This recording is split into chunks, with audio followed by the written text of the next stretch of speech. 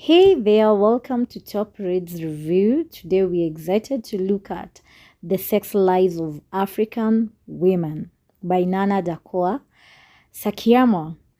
The Sex Lives of African Women is a bold and powerful book written by Nana Darkoa. It is not a novel in the usual sense, but a collection of real-life stories told by African women from different backgrounds, cultures, and countries. These women speak honestly about their sex lives, relationships, pleasures, struggles, and dreams. The book opens the door to topics that are often seen as taboo in many African societies. Topics like lesbian love, open relationships, masturbation, sexual abuse, and even choosing to live without sex. Each woman's voice is different, but all share a common message. That is, African women deserve to tell their own stories about sex and desires without shame. Through these stories, Nana Darkoa gives readers a fresh and honest look into the hidden side of African womanhood. It is a celebration of truth, freedom, and right to feel, explore, and choose. Many women in the book talk about how they learned to explore their desires without shame. The women include Kasiani from Kenya, who identifies as queer and a feminist. She talks openly about being in a polyamorous relationship and how she rejects the idea that women should belong to one man. Her story highlights feminist thinking and queer identity can work together to challenge traditional African norms. She believes in ethical non-monogamy where honesty and consent matter more than social expectations. We also have Nana, the author of the book from Ghana. The author herself shares her own experience of being in an open relationship. She explains how she and her partner made a mutual decision to explore polyamory and how it allowed her to experience deep emotion and physical connection with others while still maintaining her main partnership. Her story emphasizes honest communication and sexual autonomy. We have Q, who is a black trans woman from South Africa whose story brings rare visibility to trans experience in Africa. She talks about how transitioning changed how people saw her and how that affected her sex life. She also discusses the dangers of being openly trans in Africa society where violence and discrimination are still common. Her story is one of survival, strength, and self-love.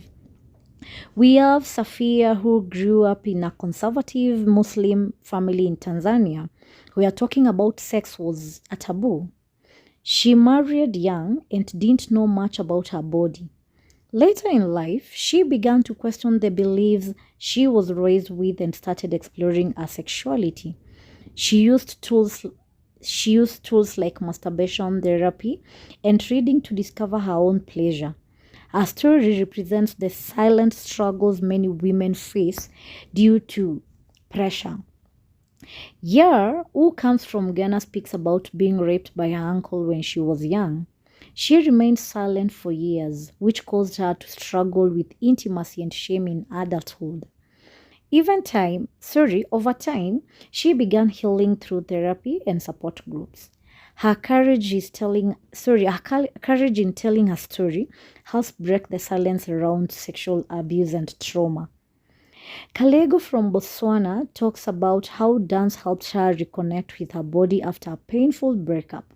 She began to see her body not just as something to give to others, but as a source of her own joy and sensuality. Her story is joyful and full of self-love, showing that pleasure is not only about sex, but also about body confidence and emotional healing. Temi from Nigeria describes how becoming a mother changed her body and her view of sex. At first, she felt unattractive and disconnected from herself. But with time and support from her partner, she began to see herself as desirable again. She talks about learning to balance motherhood with sexual expression and identity. Ama from Ghana grew up thinking she would marry a man, but she later fell in love with a woman. At first, she felt confused and scared because her society did not accept some sex relationships. Over time, she accepted herself and now lives happily with her partner. Dandy, a South African, was married for years but didn't enjoy sex at all.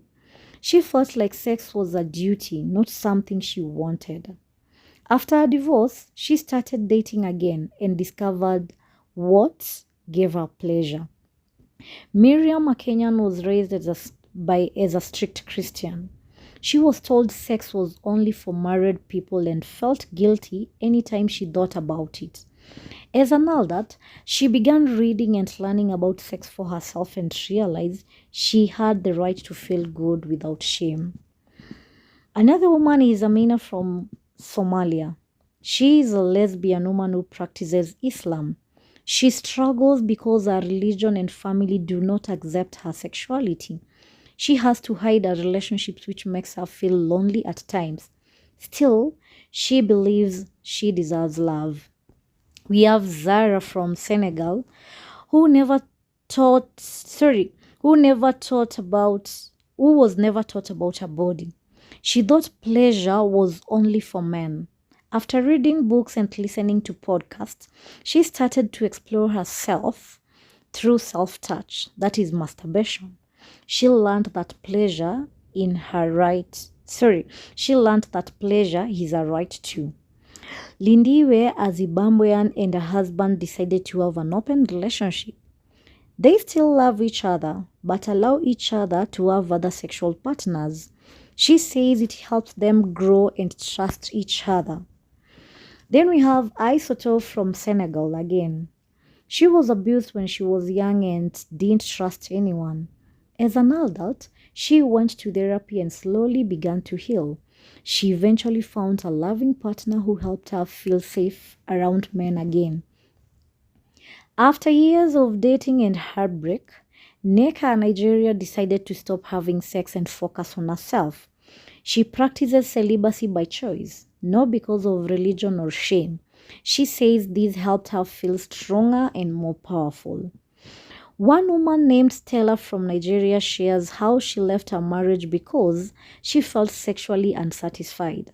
She began to explore her sexuality on her own terms, including trying new things and being open about what she enjoyed.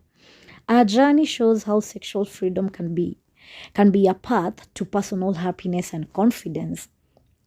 Diana, who grew up in a strict Christian household in Ghana, talks about how she was taught that sex before marriage was sinful. Even after getting married, she felt ashamed of having sex. Over time, she began to unlearn these beliefs and accept her body. Her story shows how religion can shape our views, but also how people can find healing. Dede, a queer woman from Ghana, shares how she had to hide her relationship for years because her family would not accept her sexuality. She now lives more freely but still fears being rejected. Her story reminds us that love is not always safe or accepted, especially for LGBTQ who are Africans. Ayo, a woman from Nigeria, speaks about being circumcised as a child, that is female genital mutilation. For years, she thought she would never feel sexual pleasure. But after therapy and self-discovery, she began to understand her body again. Her story is painful but hopeful, showing that healing is possible.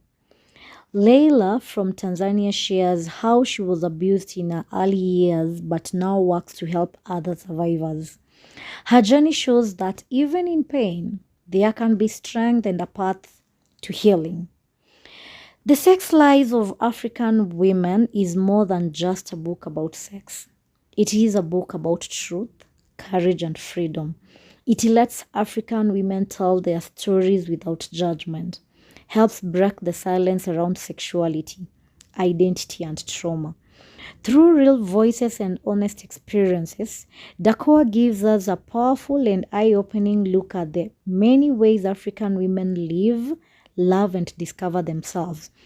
These examples shows how the book embraces the diversity of African women's sexual experiences, that is, from joy to pain, from tradition to rebellion, from silence to boldness, and from silence to boldness. These stories shows that there is no single way to be sexual African woman. The book celebrates differences, whether it's about loving women, choosing celibacy, finding pleasure after trauma, or breaking cultural rules. Whether it's Ama who finds love with another woman in Ghana, or Zara who learns to enjoy self-pleasure after years of shame, or Isoto who slowly heals from abuse. Each story is a reminder that sexuality is deeply personal and unique. These women are breaking silence, challenging tradition, and choosing their own paths. This book opens heart and minds. It encourages us to listen, to learn, and most importantly, to respect every woman's right to tell her own story. Kindly purpose to get a copy and enjoy the read. It's an awesome book. Thank you and bye bye. Remember to subscribe and like our work.